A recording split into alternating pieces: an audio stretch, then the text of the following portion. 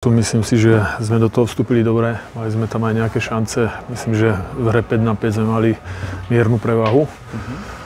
Potom ale sme spravili jeden faul a potom veľkou nedisciplinovanosťou sme išli do troch.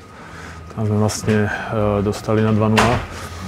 A v druhej tretine sme sa na konci tej presilovky dostali do hry 2-1, ale Frídek dal z jedného breaku gól a potom sme už vlastne bojovali s domácim golmanom a boli tam šance, ale bohužiaľ dneska sme to nevedeli pretlačiť. Dobře.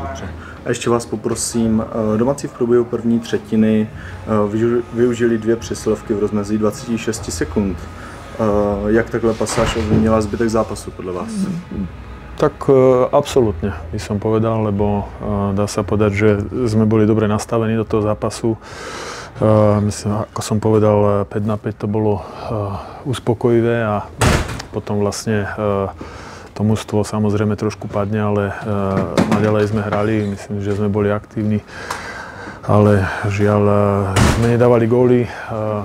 Domáci golman výborne chytal a my sme nedali ani nejaký žiadny upracovaný gól z predbránkového priestoru, tam sme to nevedeli pretlačiť, čiže tie body sme dneska asi nezaslúžili.